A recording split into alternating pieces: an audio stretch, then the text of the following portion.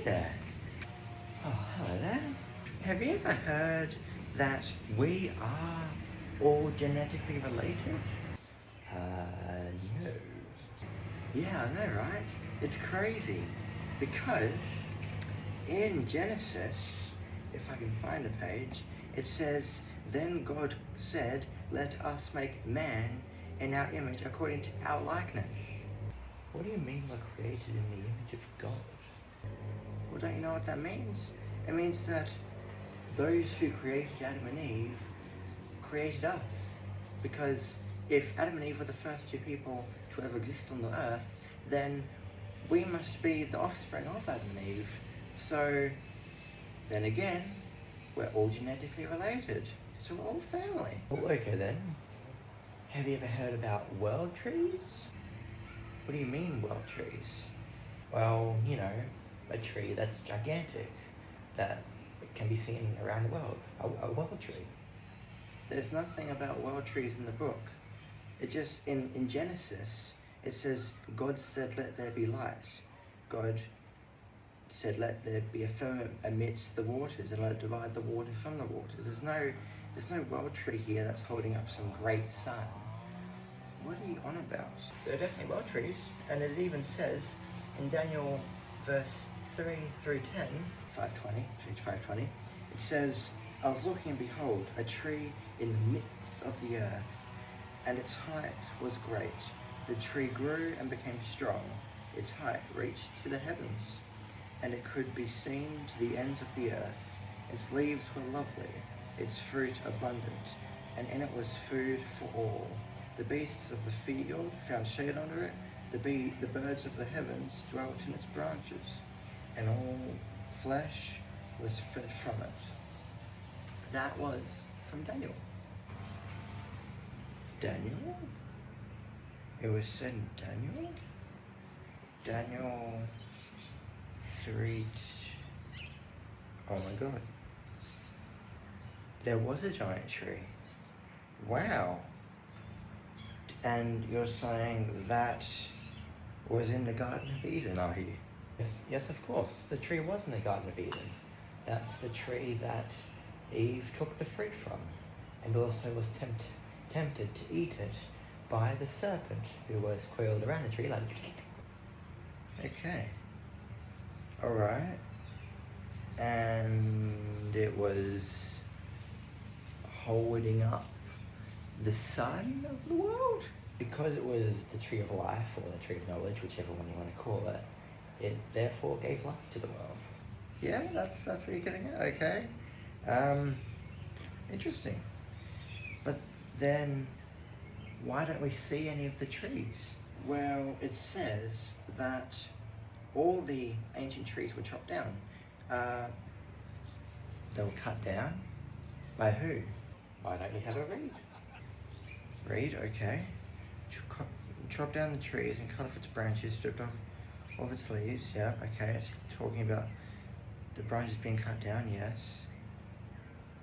This decision is by the decree of the watchers, and is sentenced by the word of holy. Who are you? Where? How do you know this? How do I know? Because I've read it. Here, have a listen to this. The angels did it. It says, "Chop down the tree and cut off its branches, strip off its leaves and scatter its fruits. Let the beasts get out from under it, and the birds from its branches.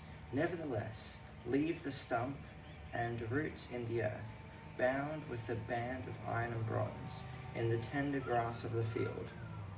Let it be wet with the dew of heaven, and let him graze with the earth, on the grass, with the beasts on the grass of the earth.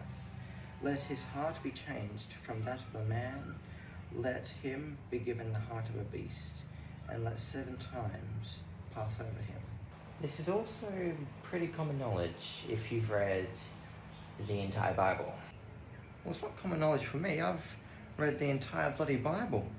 And, well, you clearly hadn't read all of the Bible, because you didn't read about the world trees, and that's pretty much there. Well, yes, in that case, I haven't read the entirety, but I've at least read how we're all genetically related and how that works. Yeah. Yes, I know. And not only that, but this world is far stranger than we have been led to believe. Okay, so if I'm getting you straight, you're coming from a place that's saying that this world of ours is fantasy. Well, this reality, what we call fantasy, is actually our reality. And live on the stumps of ancient world trees. Alright? And I'm saying that we're all genetically related. Okay, so what if, because we're all genetically related in a realm that we're told can't possibly exist, then what if we can use our genetics to access the future? Well, yeah, if we looked into the past, we could find who we are. Yeah, 100%. Now that would be awesome.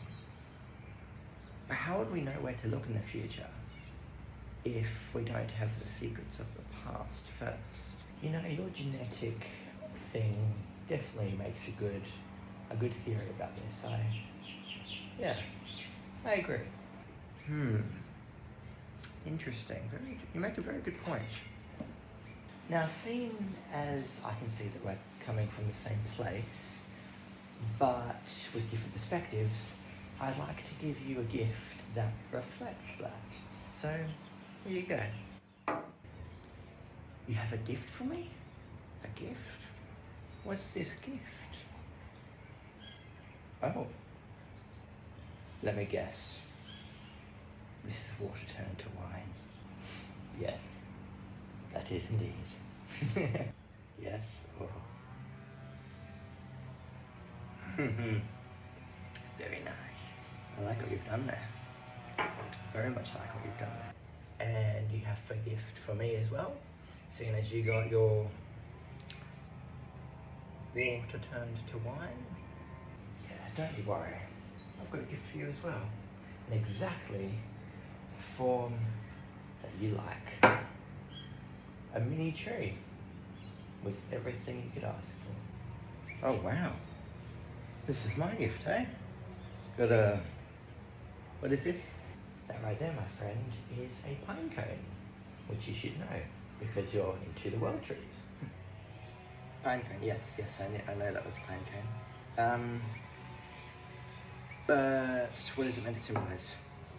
Well, it symbolizes the connection that the first humans have that genetically we all should have, which is the power of the third eye, the all-seeing eye, which your pine cone on your staff perfectly represents.